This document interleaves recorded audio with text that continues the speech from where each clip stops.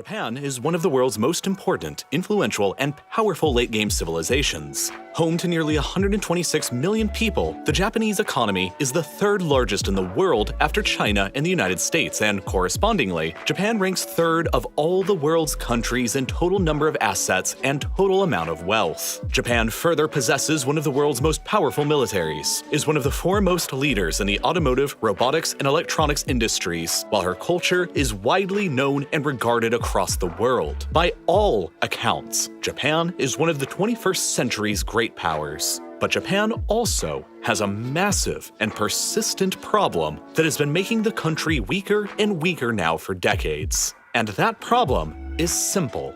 Japan is shrinking, not in terms of land or territory, but in terms of people, which at first seems a little strange. Japan is, after all, one of the most densely populated and urbanized countries on the planet. More than 90% of the population live in cities. And with a population of more than 38 million people, the Tokyo metro area is the largest metropolitan area on the planet. More people live inside of the greater Tokyo metro than all of Canada combined, and all in an area that's only a fraction of the size of England. But Japan's population, while massive and concentrated, is also the oldest in the entire world. You see, Japan today is experiencing what's called a super-aging society across the entire country that's unprecedented anywhere else in the world. Today, more than 1 out of 4 Japanese people are above the age of 65, which is approximately 36 million people, and is close to the entire population of either Greater Tokyo or Canada. This is the highest percentage of elderly people of any country in the world, and is substantially higher than most other places.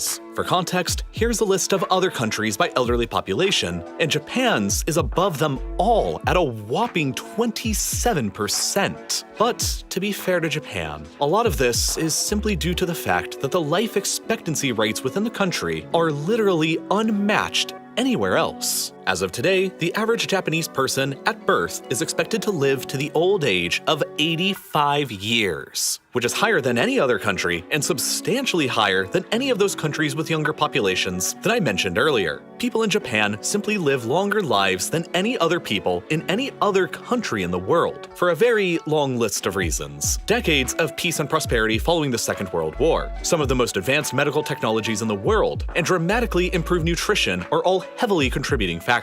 All of this has led to the somewhat unique situation of there being more than 2 million people in Japan who are older than 90, and more than 80,000 people who are older than 100, which is rather incredible because the Japanese people themselves only constitute about 1.6% of the entire worldwide human population. But of the humans alive today who are above 100, nearly 20% of them are all Japanese. In isolation, the incredibly long lives of people in a country is not a problem, and if anything, it's a huge sign of tremendous success, because it shows that the country is healthy, peaceful, and prosperous enough to enable so many people to live so long. But when combined with Japan's other problem, it makes the aging and shrinking problem that the country is going through even worse. And that other problem is an incredibly low birth rate. Like every other industrialized country that made the transition from an agrarian society, Japan's birth rate exploded throughout the process and peaked in the 1920s, when Japanese women, on average, were having 5 children, which was dramatically increasing Japan's population. In 1945, immediately after the Second World War, Japan had finally just ended more than 8 years of continuous warfare against pretty much the entire rest of the world that saw the deaths of around 3 million Japanese, which was about 4% of their total pre-war population.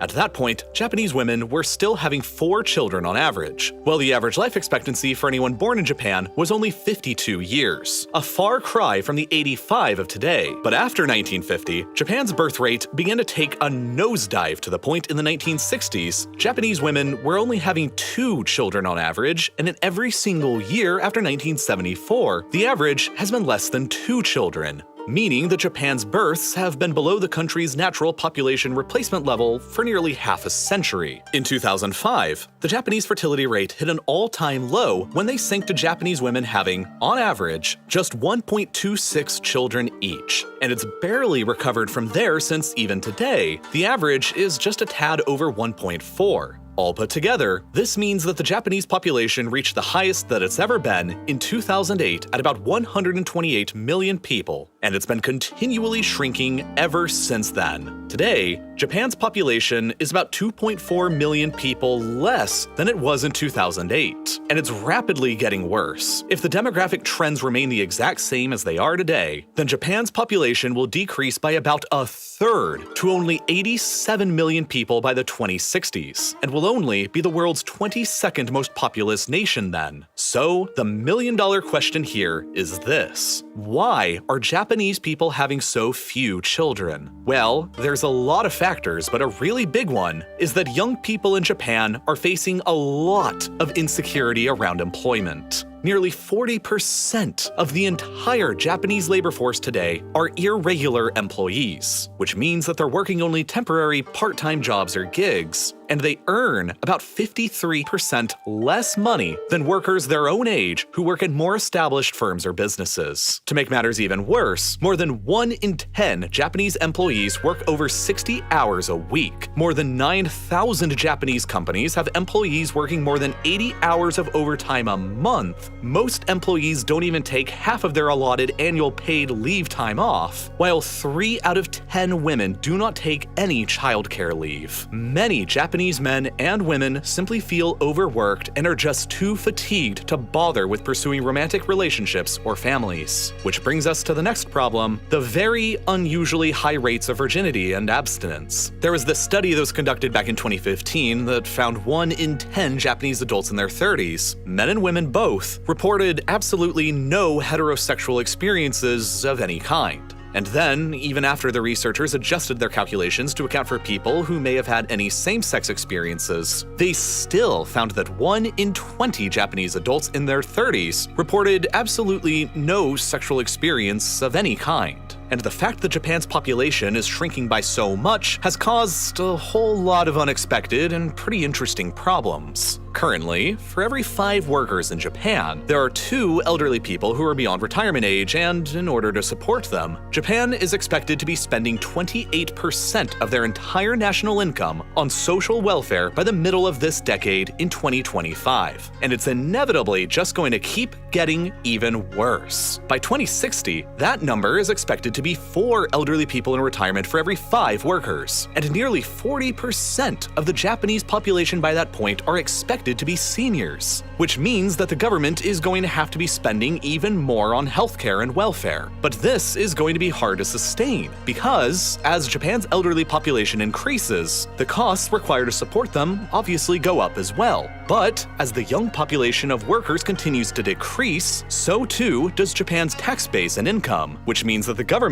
has no other choice but to continue borrowing more and more money. And this problem has already gotten severe enough that Japan's current debt is more than 13 trillion US dollars, which is more than 266% of the entire Japanese annual GDP, meaning that Japan is already by and far the most indebted developed country in the world. It also means that the government is closing down more and more schools for kids to the tune of about 400 every year, and replacing many of them instead with nursing homes for the elderly. And it also means that ever since 2014, there have been more adult diapers sold in Japan than baby diapers. Since there are so many elderly people and fewer youth, a modern phenomenon known as kadokushi has been becoming more and more frequent, where every year, thousands of isolated, lonely, elderly people die and go unnoticed for several days, and in some cases, even weeks. It's a very unique kind of modern tragedy. Now, the obvious answer to all of these problems that we haven't discussed at all yet is immigration. Western European countries, along with the United States and Canada, have all pretty much solved their own plummeting birth rates and demographic crises by encouraging young, working-age people to immigrate from elsewhere. But Japan has resisted this option since pretty much forever. Currently, only about 2.3% of the Japanese population are immigrants, which is the lowest percentage of any developed country in the world, and in 2015, less than 10,000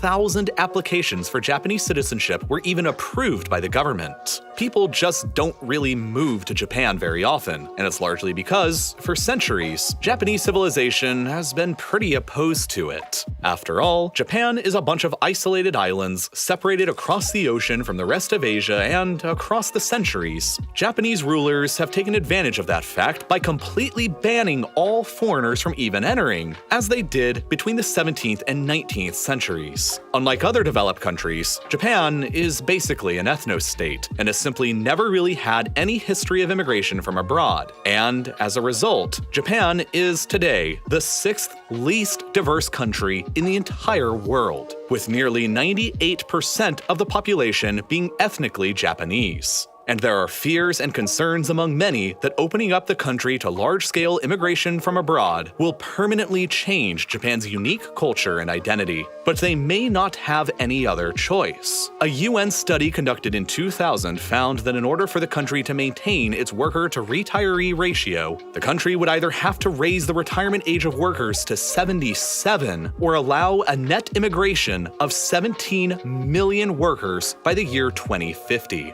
In reality, Japan's primary crisis in the 21st century is what decision to make in a binary choice. Either continue on with their downward trajectory the way things are, and end up with a population of less than 100 million people by 2050, and with nearly 40% of the people remaining being over the age of 65, with all of the associated economic problems that will come with, or begin encouraging dramatically more immigration from abroad, with all of the associated social problems that that'll come with. The choice is ultimately Japan's to make.